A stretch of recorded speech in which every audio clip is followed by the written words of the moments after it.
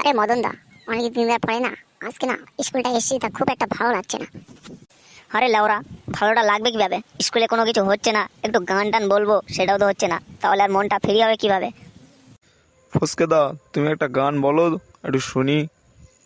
পরান যাই জ্বলিয়া রে, পরান যাই জ্বলিয়া রে, কেমনে রাখি বান্দিয়া বান্দিয়া, এই বুকের মধ্যে কত জ্বালা বেদনা বেদনা। পরান যাই জ্বলিয়া রে, পরান যাই জ্বলিয়া রে, এই পরাণের মধ্যে কত কি জ্বলিয়া যায়। আরে তোমরা তো অনেকই গান বলেছো, ঠিক আছে, স্যার আসছে, সব চুপচাপ। Good morning sir. স্যার। হ্যাঁ, মর্নিং মর্নিং, তোমরা সকলেই বসো। আরে ফসকে, মদন এরকম বেজার হয়ে বসে আছে কেন? স্যার আর বলবেন না, সে এক দুঃখজনক কাহিনী। কি এমন দুঃখজনক কাহিনী, একটু বলতো, একটু শুনি।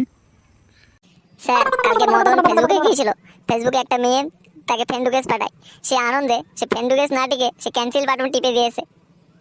সত্যি তো, এ তো দুঃখজনক ব্যাপার।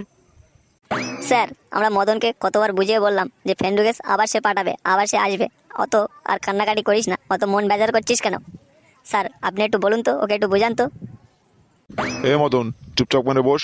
আর মুখটা ওরকম করে রেখে দিয়েছিস কেন? ভালোভাবে বস, না তো এবার যদি ওরকম করিস তো মুখটা বাড়ি মেরে একদম সোজা করে দেবো। স্যার, ঠিক আছে, আমি মুখটা সোজা করে নিচ্ছি।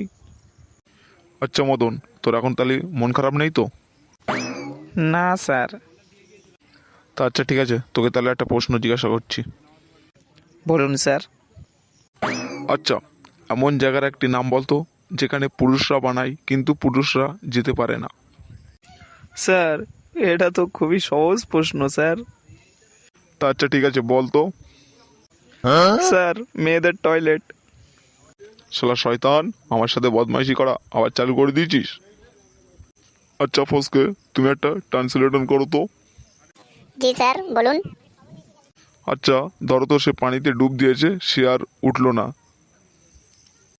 স্যার, হি হ্যাজ গায়েব স্যার। হ্যাঁ, তাহলে এটা কিভাবে সম্ভব? স্যার, সে তো উঠেনি, নিশ্চয়ই সে মারা গিয়েছে।